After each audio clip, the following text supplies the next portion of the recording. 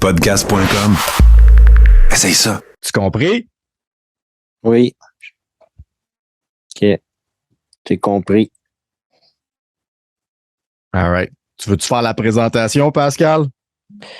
Oui. OK. Fait que tu commences. Ah, tu veux-tu que je fasse? OK, c'est bon. Oui. Je vais faire la présentation du film, mais toi, faire la présentation de Critique Exquise. C'est bon. Je vais faire la présentation de Critique Exquise. Okay. Je suis rendu tellement bon.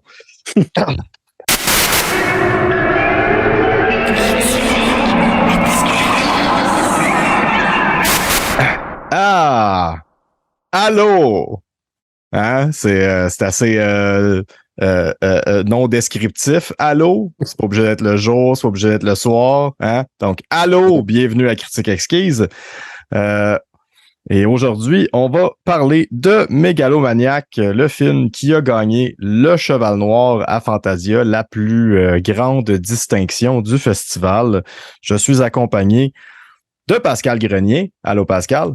Allô? Et c'est moi, Bruno Corbin, dans vos oreilles, qui vous parle. Et donc, voilà, on a regardé Mégalomaniac, qui est le film qui a gagné, un film d'horreur psychologique. Dérangeant. Basé sur une histoire vraie, en fait. Mais ça, en fait, c'est ça, c'est le dépeceur de monstres, monstres en Belgique, non pas monstres. Oui. Dépeceur, c'est ça, c'est un des tueurs en série notoires d'Europe, là, on n'avait pas trouvé le tueur, on avait trouvé des sacs à vidange, puis on n'a jamais trouvé vraiment le coupable, mais des femmes dépecées pendant une période de genre 2 semaines. Là. On avait trouvé des sacs. Donc, ce film-là, c'est en 97, donc ce film-là prend un peu cette espèce de prémisse-là, puis c'est comme si les deux protagonistes principaux, qui est un frère et une sœur, seraient les descendants du monstre en question qui aurait dépecé les gens, et ça se passe en 2022 maintenant. Donc, c'est un peu la prémisse de ça. C'est une espèce de relation un peu vivre dans une espèce de château décrépit, un peu. Donc, c'est ça, c'est une espèce de relation entre les deux. Elle travaille dans une espèce de buanderie, dans une petite usine, mais vraiment avec très peu d'employés. Là. Ouais. Puis lui, mais il semble être à la maison, il fait des trucs vraiment étranges avec des gens. Donc, c'est un peu le résumé du film. C'est vraiment une relation, entre frères et sœurs, puis il y a des gens qui meurent dans l'histoire, puis c'est excessivement sordide, on pourrait dire. Ouais. Puis c'est vraiment, moi j'ai trouvé ça intéressant au niveau viscéral. Je pense que c'est un film qui ose aller très très loin, autant dans son niveau, dans son traitement de l'image, dans sa violence qui est présentée. C'est pas une violence, oui, il y a une certaine chorégraphie vers la fin, mais c'est une violence vraiment excessivement brutale, plus dans le style, mettons, des premiers films de Gaspard Noé. Je pourrais un peu comparer. Je connaissais pas ce cinéaste-là. C'est son 4e film. Quand on l'a présenté, même Karim Ouelhadj, qui s'appelle, un réalisateur belge d'origine marocaine. Et il disait qu'il en avait déjà fait un 5e qui était déjà terminé. C'est un film qui m'a choqué. Là, que ça faisait longtemps que je n'avais pas été un peu profond. Dès le début, j'ai comme embarqué dans son espèce de trip, parce que c'est vraiment un film aussi qui, au niveau visuel, est très intéressant. Mais c'est comme ça sent le traitement, ça sent la sueur, la pourriture. C'est un film qui, esthétiquement, est excessivement laid. Oui. C'est pas un film qui est il y a une beauté dans la laideur, mais c'est pas un film qui est le fun à regarder, mettons. Non, c'est volontaire que ce soit pas le fun à regarder, mais il y a aucun des moments dans le film où est-ce que tu te dis, c'est le genre de, tu sais, même là, tu le dis, il habite dans une espèce de château. C'est une vieille bâtisse. Il y a sûrement plein d'aspects intéressants dans l'architecture. Il y a aucun moment dans le film où est-ce que je me disais, j'aimerais ça être là dans cette maison-là. Ouais. Tu sais, c'est tout le temps, tout est vert puis brun puis désagréable puis flou puis noir puis humide. Comme tu dis, là, ça feel, ouais, viscéralement, c'est un peu, c'est pas un endroit où c'est jamais vraiment des settings qui sont excessifs, qui sont vraiment ragoûtants. J'ai pas l'impression, tu sais, même le travail de maquillage sur les acteurs, à la limite, a été fait, je pense, pour comme les rendre plus laids au lieu de les rendre plus beaux. Oui, parce que l'actrice principale, entre autres, qui fait un peu, qui souffre, c'est ça, elle est pas trisomique, elle souffre évidemment de schizophrénie, mais pas très jolie, donc est la proie d'un peu de certaine violence, par ses collègues de travail, évidemment. Donc, son frère est complice, c'est tout ça. Fait que là, tu sais pas trop ce qu'il veut nous amener. Pendant ce temps-là, il y a des gens qui se font assassiner.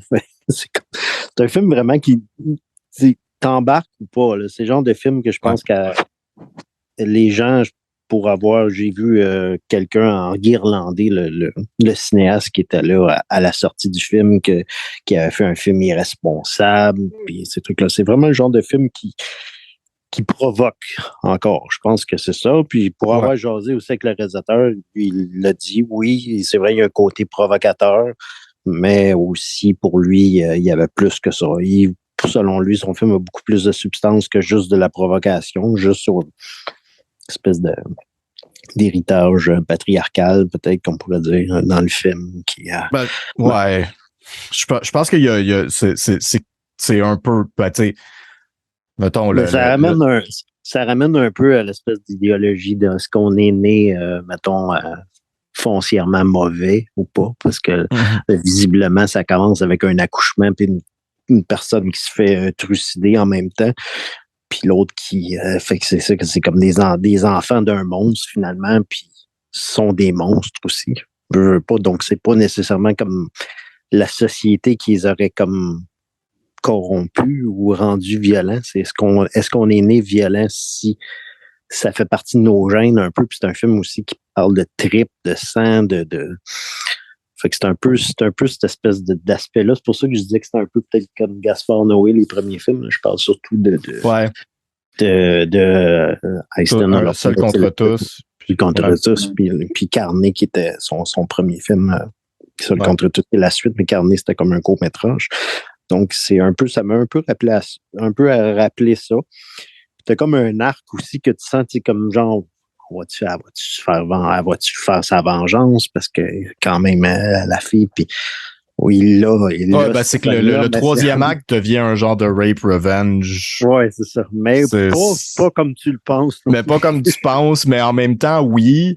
Oui, ça l'est. Il y a comme une espèce de comeuppance.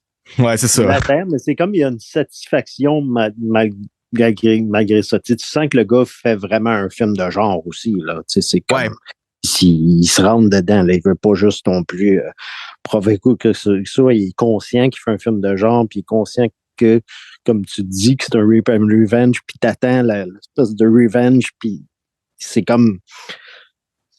C'est quand même satisfaisant aussi.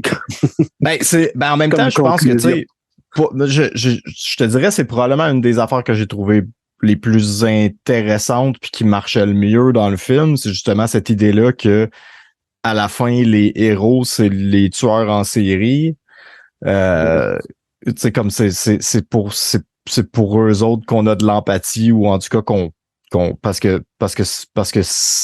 ces autres gars-là ont fait quelque chose de répréhensible puis qu'on a plus d'empathie pour un personnage. Tu sais, c'est vraiment weird, là. Il y a beaucoup d'endroits dans ce film-là, en fait, où est-ce que je dirais que, puis peut-être que c'est pour ça que certaines personnes pensent que c'est un film irresponsable, mais il y a beaucoup de moments dans ce film-là où est-ce que je me demandais, c'est quoi le message que tu essaies de passer avec ton film? Parce que il y a des bouts où est-ce que tu as l'impression que le message, c'est que de se débarrasser du patriarcat, de se débarrasser du contrôle masculin sur la femme. Mais en même temps, à la fin, c'est ce contrôle masculin-là qui est omniprésent dans sa vie. Puis après ça, il y a le contrôle masculin duquel elle est un petit peu plus détaché. Puis le contrôle masculin qui est omniprésent la sauve du contrôle masculin un peu plus détaché. Fait que il y a comme cet aspect-là que j'étais comme OK, mais en même temps, tu sais, elle se libère jamais de ça, mais en même temps, est-ce que c'est ça que le film nous dit?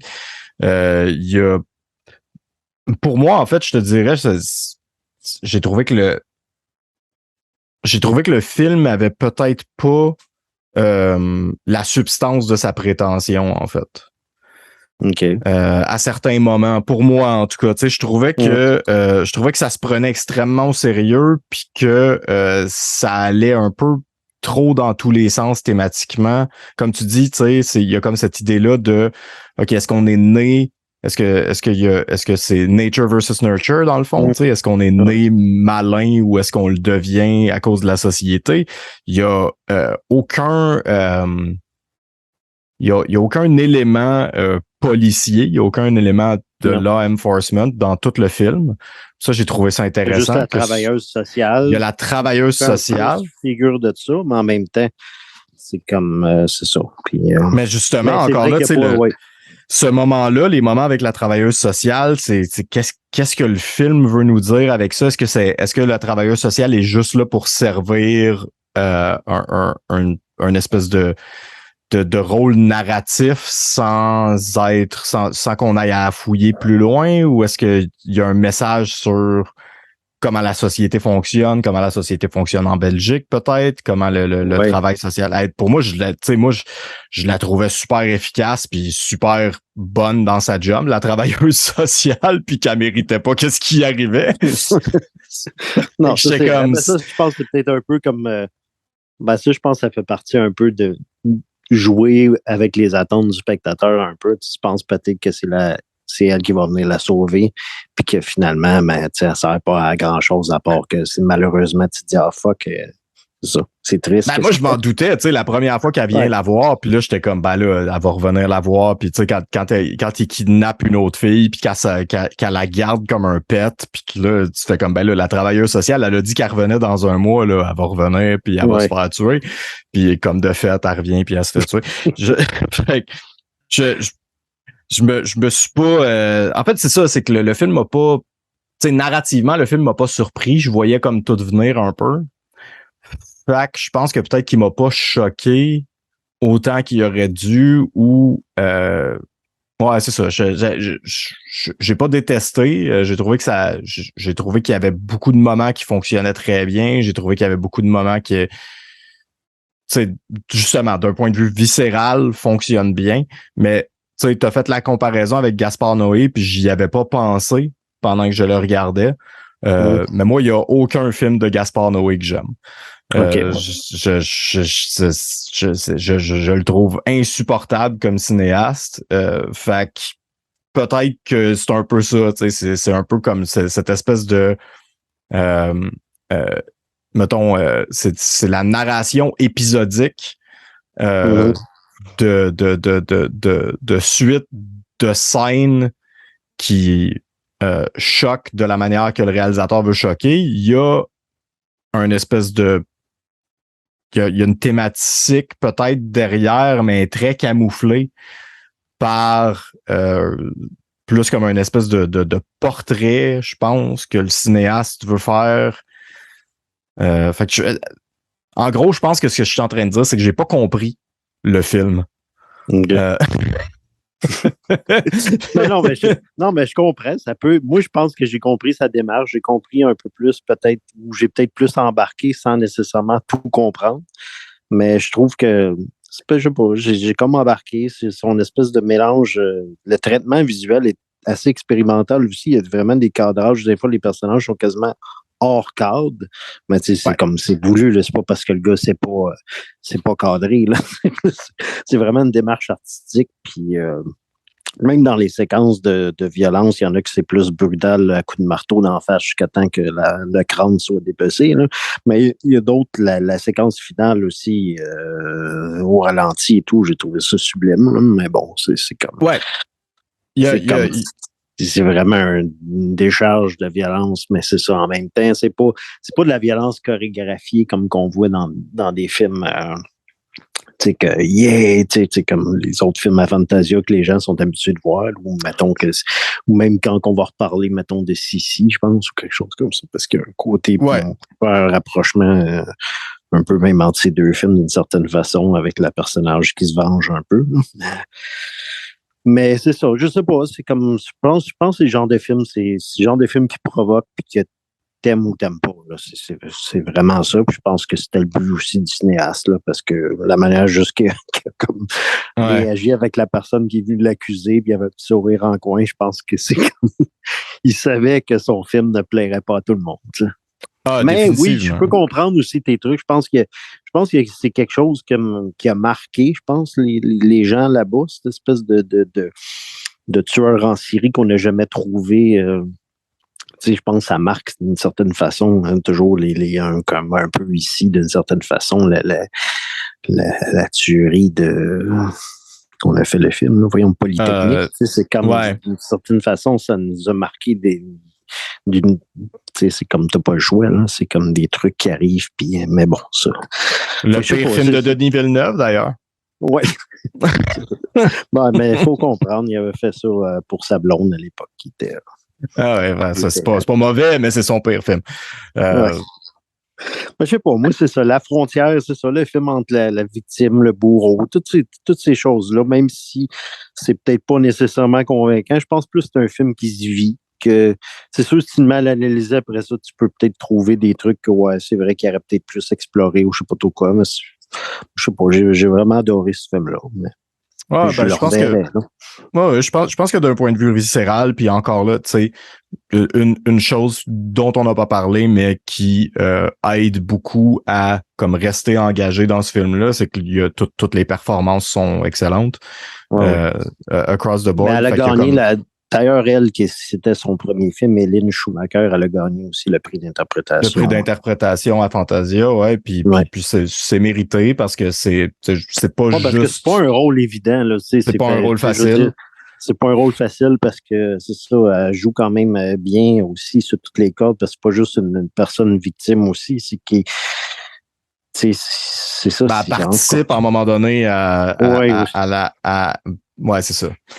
À la torture de d'autres personnes aussi. Fait qu'elle est torturée, puis elle participe, puis elle devient complice, c'est ça. Puis elle éprouve peut-être un peu plus de sentiments que l'autre qui est vraiment un personnage vraiment horrible, là, si on peut dire. Non? Ouais. Mais bref. Elle a comme cette espèce de personnalité-là qui est facilement manipulable, disons. Fait qu'elle peut switcher d'un à l'autre. Elle devient, elle est extrêmement soumise avec les hommes, mais elle est extrêmement déterminée puis dominante avec tous les autres personnages féminins. Oui. Fait que comme c'est comme surtout avec la travailleuse sociale un peu. Finalement, elle trouve à la manipuler d'une certaine façon. Ouais, c'est ça. Elle finit par la manipuler, mais il y a aussi comme la fille qui se fait kidnapper puis qui est son animal de compagnie. Cette relation-là aussi extrêmement malsaine. Fait que, tu sais, c'est ça, c'est que t'as l'impression, oui, je pense que le film parle de patriarcat en bout de ligne, parle de relations de pouvoir homme-femme, mais il y a comme pour moi, il y avait comme trop de stock qui se mettait dans le chemin puis qui avait l'air de dire le contraire. Puis je trouvais ça me faisait décrocher, en fait, à chaque fois. J'étais comme, ah ouais, mais là, mais je pense que c'est un peu voulu que ce soit un peu contradictoire d'une certaine façon. T'sais. Ouais. Pour que tu penses que c'est telle affaire, puis finalement, c'est autre chose. Mais bon, ça, c'est mon interprétation aussi, là, que ça se veut un peu peut-être justement que c'est pas clair. Mais bref, c'est ça. C'est un film très viscéral. C'est le genre de film que vous allez vraiment, c'est ça, soit aimer ou pas aimer du tout, je pense, personnellement. Film qui divise. Moi, je fais partie du monde qui sont au milieu. Tu sais. Ok. Je comprends les qualités de ce film-là. Ça n'a pas marché pour moi, mais je peux pas dire que c'est un mauvais film non plus. Ok. Fait que moi, je vais probablement effectivement être une des rares personnes à donner un plus 6.6 à ce film. Ok. Moi, je suis plus autour de 8. Fait que ça fait le tour pour cet court épisode sur Le Cheval Noir, le Grand Prix Fantasia 2022 cette année à Mégalomaniac de Karim Ouellage. Cinéaste que je suis quand même curieux de voir ses autres films qu'il a fait avant, même si on me dit qu'ils sont complètement assez différents dans le traitement et le style aussi. Mais bon, c'est intéressant de voir des cinéastes qui ne font pas toujours le même film. Ils font du stock différent, effectivement, et ça a été une des raisons pour laquelle ma note est quand même pas pire, parce que Ouais. il a fait quelque chose de différent, puis voilà. Déjà, kudos for that. Critique exquise, douteux.org, Patreon, Spotify, OnlyFans, c'est quoi, Radio H2O, podcast.com, Martin Godette, Milan, Tommy Godette, Mercron Spi, 70% douteux, on l'a déjà dit. Écoute, toutes les affaires, là. Merci. Au revoir. Bye.